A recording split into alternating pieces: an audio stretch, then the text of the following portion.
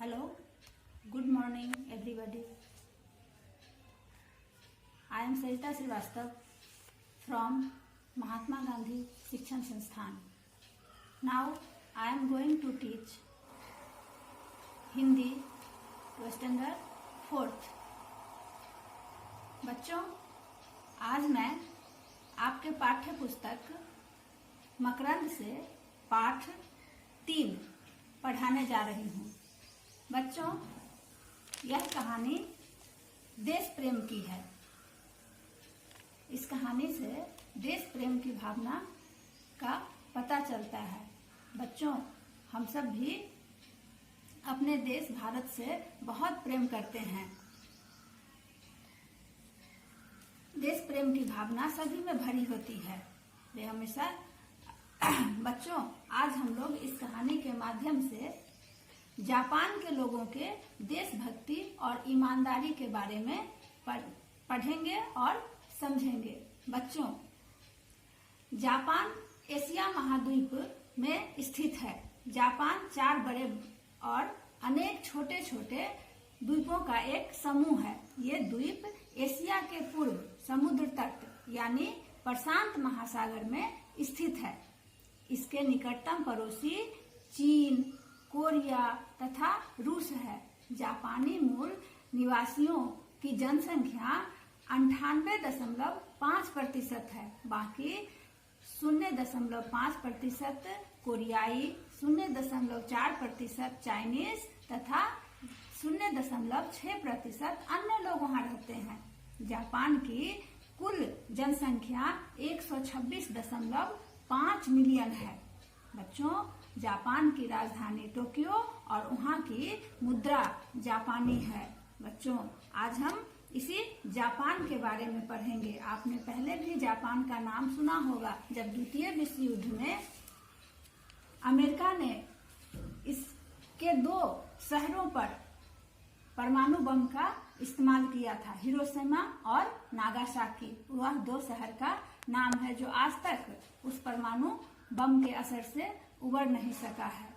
बच्चों, आज हम उसी जापान और जापान के लोगों की ईमानदारी के बारे में पढ़ेंगे। देश प्रेम। बच्चों, जापान एक छोटा सा देश है, किंतु उन्नति और खुशहाली में बड़े बड़े देश भी इससे कोसों दूर हैं। यह एशिया महाद्वीप की शान कहलाता है। जापान को उगते हुए सूरज का देश भी कहा जाता है, क्योंकि सूरज की पहली किरण जापान को ही स्पर्श करती है। बच्चों, यहाँ के लोग ईमानदार और मेहनती होते हैं। इनके रोम रोम में देशभक्ति भरी है। ये दयालु और सहनशील हैं, पर ये अपने देश का अपमान नहीं सह सकते हैं। बच्चों, यहाँ के अधिकांश लोग बौद्ध धर्म के अनुयायी होते हैं। एक बार किसी विदेशी ने जापानी व्यक्ति के देश प्रेम की परीक्षा लेनी चाहिए। एक विदेशी एक जापानी से पूछता है कि आप किस धर्म को मानते हो। जापानी उसे कहता है कि मैं बौद्ध धर्म को मानता हूँ। विदेशी पूछता है उससे कि बौद्ध धर्म के संस्थापक कौन थे। जापानी कहता है महात्मा बुद्ध। विदेशी पुनः उससे प्रश्न करता है कि महात्मा बुद्ध के प्रति आपको कितनी श्रद्धा है। जापानी कहता है भरपूर। फिर विदेशी कहता है कि यदि महात्मा बुद्ध आपके देश पर आक्रमण कर दें तो आप क्या करोगे। जापानी कहता है कि जो भी हमारे देश पर आक्रमण करेगा हम उसे जीवित नहीं छोड़ेंगे। देश हमारे लिए धर्म से भी बड़ा है। आज बच्चों, हम धर्म के लिए लड़ते हैं, लेकिन जापानी लोगों के लिए उनका देश सबसे प्रथम है। विदेशी व्यक्ति ऐसा उत्तर सुनकर भौचक्का रह गया। जापानियों के देश प्रेम को देखकर उसने दांतों तले उंगली दबा ली। बच्चों, जापान में भूकंप आते रहते हैं, इसलिए वहाँ ज्यादातर घर लकड़ी और कार्डबोर्ड से बनाए जाते हैं। जापानी लोग अपने घरों को अंदर और बाहर से खूब सजा कर रखते हैं। घरों की साफ सफाई पर ध्यान देते हैं। अपनी संपत्ति की सुरक्षा और उसकी देखभाल करना वो अपना कर्तव्य समझते हैं। वे अपने थैले में सुई और धागा अवश्य रखते हैं कि यदि यात्रा करते समय बस की सीट थोड़ी सी भी फटी हुई दिखाई दे तो वे लोग तुरंत सुई धागा निकालकर उसे ठीक कर देते हैं। इसीलिए जापान की गणना विकसित देशों में की जाती है, क्योंकि वहाँ के सभी लोग कर्मठ हैं। एक बार बच्चों कुछ भारतीय छात्र भ्रमण के लिए जापान गए हुए थे, घूमने के लिए जापान गए हुए थे। उन्होंने जापान के अनेक शहरों का भ्रमण किया। अंत में छात्र भारत लौटते समय जापान की राजधानी टोक्यो पहुंचे। दिल्ली के लिए उन्हें शाम के 8 बजे उड़ान पकड़नी थी। छात्रों ने सोचा कि क्यों न आज टोक्यो को घूमा जाए।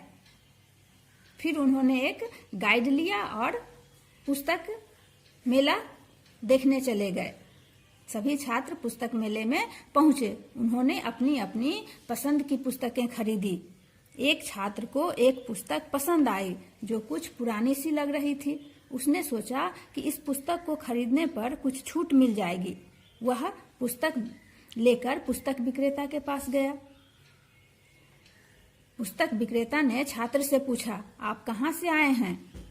छात्र ने कहा कि वह भारत से आया है और इस पुस्तक को खरीदना चाहता है।